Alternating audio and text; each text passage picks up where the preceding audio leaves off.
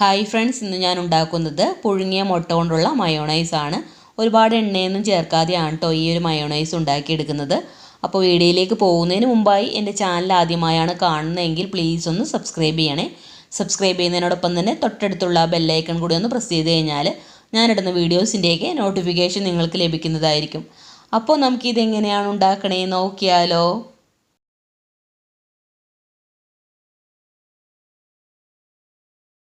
അപ്പോൾ അതിനായിട്ട് ഞാനിവിടെ 2 മുട്ടയാണ് എടുത്തിരിക്കുന്നത്. എന്നിട്ട് നന്നായിട്ടൊന്ന് പുഴുങ്ങിയതിന് ശേഷം ഇതുപോലെ ഒന്ന് കട്ട് ചെയ്തെടുത്തിരിക്കുകയാണ്.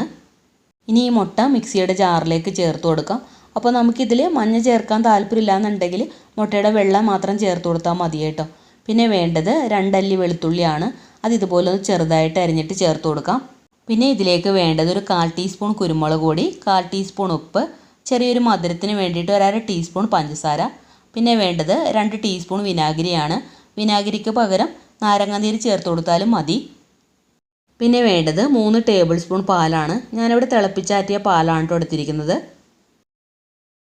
ഇനി ഇത് നന്നായിട്ടൊന്ന് അരച്ചെടുക്കാം. ഒട്ടും കട്ടകളില്ലാതെ നല്ല പേസ്റ്റ് പോലെ വേണം കേട്ടോ അരച്ചെടുക്കാനായിട്ട്. ഇതുപോലെ ഒന്ന് അരച്ചെടുത്തിട്ടുണ്ട്. ഇനി ഇതിലേക്ക് 1.5 ടേബിൾ സ്പൂൺ ഓയിൽ ഒഴിച്ചു കൊടുക്കാം. അപ്പോൾ 1 ടേബിൾ സ്പൂൺ ഓയിൽ ഒഴിച്ചു കൊടുത്താലും മതി.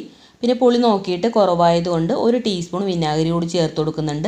ഇനി ഇതൊന്നും കൂടി ഒന്ന് അടിച്ചെടുക്കാം. ഇപ്പോൾ നല്ല സ്മൂത്തായിട്ട് അടിച്ചെടുത്തിട്ടുണ്ട്. അപ്പോൾ ഇത്രയേ ഉള്ളൂ. പുഴുങ്ങിയ മുട്ട കൊണ്ട് ഹെൽത്തി ആയിട്ടുള്ള മയോണൈസ് ഇവിടെ തയ്യാറായിട്ടുണ്ട്. ഇത് നമുക്ക് ധൈര്യമായിട്ട് തന്നെ ഉണ്ടാക്കിയെടുക്കാം. അപ്പോൾ ഇതുപോലൊരു മയോണൈസ് എല്ലാവരും ഒന്ന് ട്രൈ ചെയ്ത് നോക്കണം. ട്രൈ ചെയ്തതിന് ശേഷം ഫീഡ്ബാക്ക് മറക്കാതെ കമൻസിൽ അറിയിക്കണം.